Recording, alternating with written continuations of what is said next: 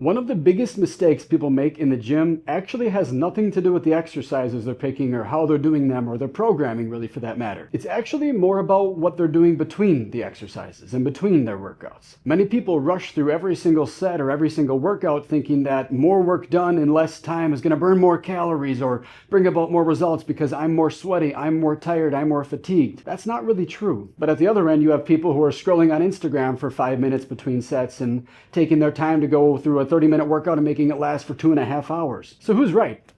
Well, the answer is neither. Today we're talking about resting, and it's not as simple as just waiting. Resting is really more recovery. Rest/recovery is actually one of the biggest, most important variables that you can manipulate when it comes to building strength, muscle, endurance, etc. Today I'm going to break down what the science says about rest, and then I'm going to give you actual, applicable, more realistic expectations and applications for rest.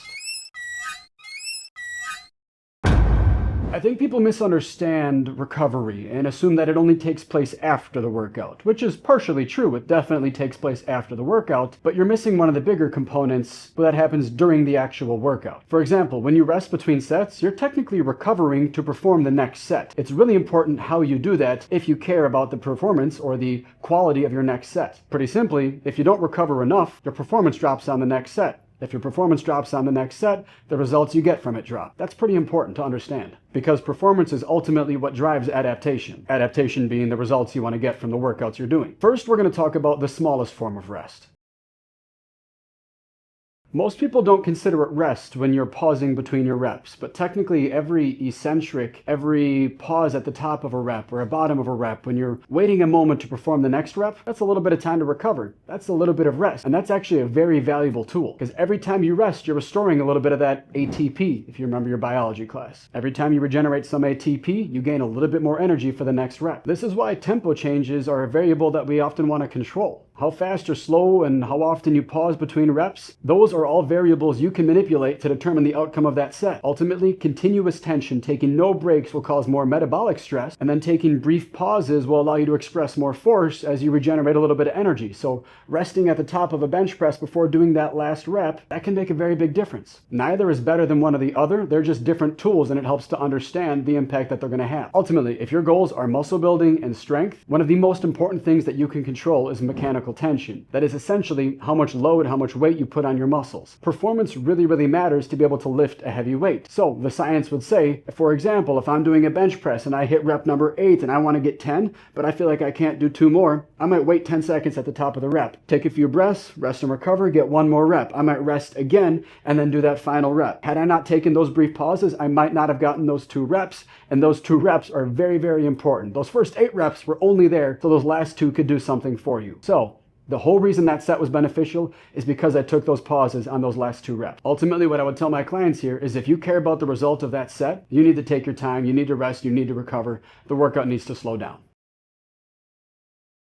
Now, let's zoom out and talk a little bit more of programming rest into our workouts. There's a lot of different ways to do it, but here are some cool techniques you can do that sort of are rest between sets versus in between, interset. I don't know. Let me explain this a little better. 3 different styles here. We might call them rest pause sets. You might call them cluster sets. You might call them myo reps. Typically, this is what people think of when we're talking about rest pause training or intraset rest. They're all slightly different. They have different variations, and I'll explain them in a moment, but they all follow the same principle, which is ultimately taking small rest between reps so that you can get out a few more reps. Rest pause is a simple technique where when you have a set where you're aiming to do 10 reps, you might rest at the top of the rep. We talked about that one earlier. I'm doing bench press. I get tired at 8 reps, but my goal was 10. I'm going to wait up at the top of the movement, try to control my breathing, bring my heart rate down. When I feel like I'm ready, I might get out 1 more rep, and then I'm going to rest a little bit longer again, control my breathing, and try to get out that last rep to get me to my 10 reps. That is sort of rest pause training. Cluster sets are planned breaks throughout the workout. So you might do 4 reps with a really heavy weight.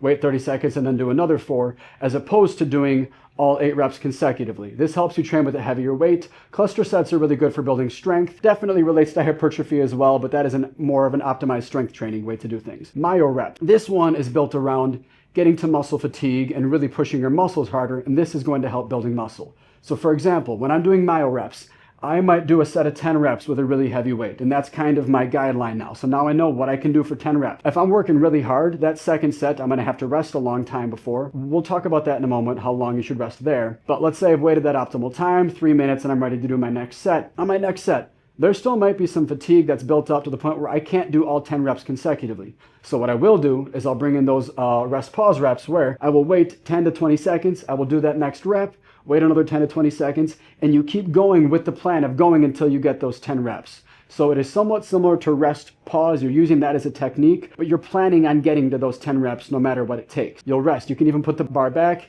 You'll wait for a minute, and you keep going until you get to that same rep count you got on that first set. So just to make this clear, because I know that was kind of convoluted and complicated, myo reps are essentially you're planning on using rest pause sets to complete a designated amount of reps. Really good tool to use. Ultimately, what this is doing for you is increasing your proximity to failure and your touches to proximity to failure reps. When you train to failure, that's a really intense stimulus on your body, and it can be difficult to achieve that without exhausting yourself for the entire workout. So doing little tricks like this can increase how many times you're able to get there without overloading your body too much. I want to reiterate, this may not be some magic tool that's going to change everything, but it's definitely another tool in your belt where you can optimize your workouts, especially if you're short on time. Cluster sets, myo reps, stuff like that can be utilized. But even in a longer workout with no worry about how much time you're spending in the gym, those are still tools you can use.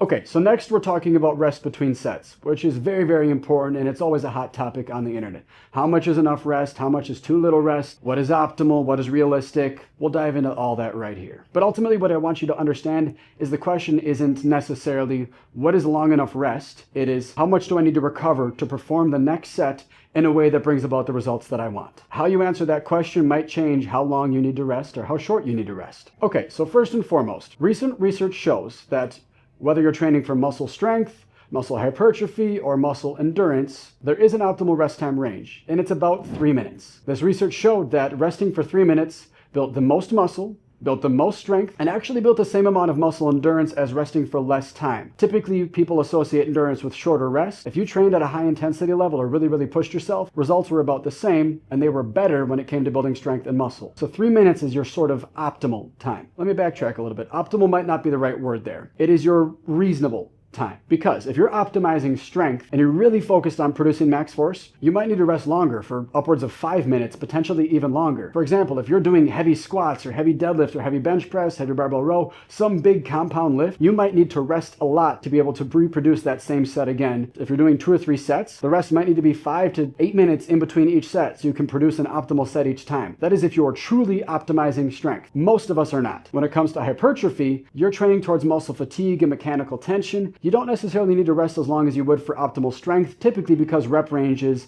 and over the load that you're moving is a little bit less. You might need to rest a little bit less than that. I'd say you could go as low as 90 seconds for smaller movements like your arm movements, maybe as low as 1 minute, and still recover and perform the next set to a high level to produce optimal hypertrophy. But again, between those two ranges, 3 minutes is kind of your middle ground and a reasonable amount of time to rest. When it comes to endurance training, it is totally not wrong to rest for way less time, 10 to 30 seconds between sets. If your goal is to train close to failure or close to and high fatigue for a long amount of time, that's a great way to build endurance. However, very similar, if not the same results can be gained if you train to a high intensity and still rest 3 minutes. So, long story short, 3 minutes is a great number. But now, that's what science tells you. Let me tell you what I would tell my client to do. Not everybody has time to rest for 3 minutes between every exercise and still get a workout in a reasonable amount of time. Many people only have 45 minutes to an hour to work out. So you might not have time to rest 3 minutes. Does that mean that the results you get from your workout are going to be crap? No, they may not be optimal, but taking planned rest time does make a big difference. There's a reason to use it. You could go as low as 1 minute, maybe to 2 minutes, and still get a lot of results from that workout. Obviously, other factors come into the results you get from it, but optimal doesn't always mean realistic. So be realistic with your time frame. Rest as much as you can because you're going to benefit from it, but get your whole workout in.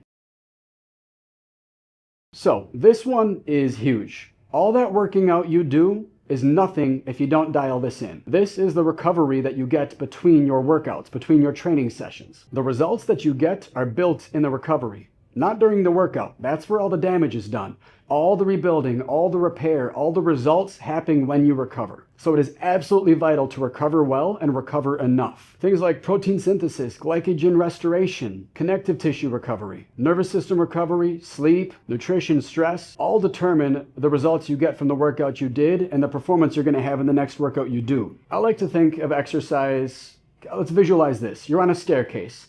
And every time you work out, here's my equilibrium line. Every time that I work out, I step down below that equilibrium line. That is the damage I'm doing to my body. That is intentional. Now, the only way to get back to equilibrium is to allow my body to recover and climb back up the stairs. If I never get back to my midline, if I never recover well enough, I'm constantly digging my hole deeper and deeper and deeper. And when I train, when I'm down here, the results you get are not great. The recovery you get is not great. The performance you have is not great. It's important to get back up to this equilibrium line so that you can have good workouts. So again, you can dip down and it's back and up. The whole process is down and up. If you never make it back to up, you're not going to be happy with your performance. You're not going to be happy with your results. So science says the general rule of thumb is about 48 hours between training the same muscle group again. However, not everybody recovers the same. And I say this with caution. I don't want to talk you out of working out through soreness. It's okay to do that, but you do need to know your body. There's signs of not recovering well enough where you are deep down in those stairs. So the science says that in general, you need about 48 hours between training sessions or 48 hours before training the same muscle group again. This allows the body to recover. Recovering is more than just your muscles not being sore again. You might still be sore the next time you work out. That does not mean that you're not recovered. Soreness is a whole different video. We won't dive into that. One of the important things to understand is that muscles recover faster than your connective tissues, your ligaments and tendons. Those take a little bit longer. So if you're not resting enough, this can often lead to things like joint pain and tendonitis. And those are a headache to deal with. But the reality is, not all of us recover the same. Some of us are better sleepers. Some of us have less stress. Some of us eat better. Some of us make a whole lot of different choices or have a whole lot of different factors that impact how well you recover and how fast you recover. So some of you, and take this with a grain of salt, you might need to wait longer than those 48 hours. Some people might recover a little faster. Maybe you don't need 48 hours to train again. Ultimately, there's no one-size-fits-all approach I can give you that'll tell you how ready you are to recover. Ultimately, that's where that 48-hour range comes from, because not all of us fall into the same areas, but there is one tool I can give you that can help you gauge if you're ready to work out at the same level of intensity for your next workout. Let me know in the comments if you want to hear about how to do that. Here's another really valuable tool that you can use when it comes to programming that's not necessarily rest, but it aids in recovery. And these are deload weeks. I know a lot of people, me included, who hate deload weeks because it feels like, what's the point? It feels like you're working out at a way lower intensity.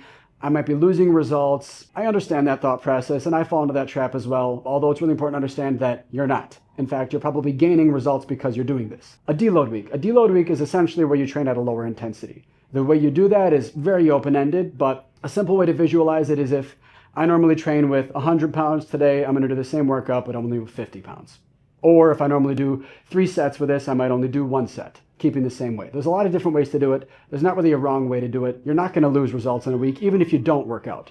So just know that you're doing more than nothing. I can guarantee you're not going to lose results. Even more importantly than not losing results, you're actually probably going to gain results because you're giving your body a lot of time to not be stressed, not be so fatigued, climb out of the depths of those stairs and get back to that baseline. Sometimes when you train really hard for a long time, no matter how well you recover in that given week, you might need longer than you're giving yourself. So you might still be climbing down those stairs. And this deload week, every time you do a workout is like a small step back up. You're climbing back to that baseline so that you can come back the following week and start training hard again. Personally, I like to isn't the right word. I don't like doing a deload, but personally, every few months, I'll put in a deload week where I will do my normal workouts just at a lower intensity. Again, how you change that intensity is pretty much up to you. There's not really a wrong way to do it. So here's the takeaway. Rest isn't lazy. Rest isn't losing progress. Rest isn't pointless. Rest is very strategic. Rest is ultimately the amount of recovery required to produce the adaptation that you're chasing. If your goal is strength, recover enough to lift heavy. If your goal is hypertrophy, building muscle, recover enough that you can train at a high intensity and close to fatigue again. If your goal is endurance, a little more nuance here, either train at a really high intensity and recover long enough to train to that intensity again, or simply try not to recover enough. Train at a higher level of fatigue. More or less isn't always the answer. It's very strategic with how you use it. The best athletes and the people that get the most results aren't always the people that train the hardest. Ultimately, it's the ones who recover well enough to train hard again. Here's one closing thought.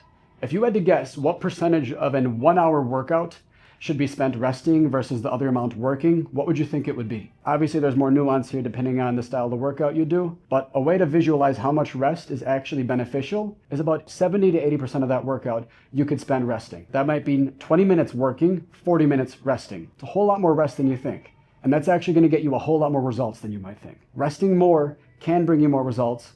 So can resting less, depending on the goal that you want to bring about. But I think most people are resting too little to get the results that they want. You might be one of them. Thanks and have a good day.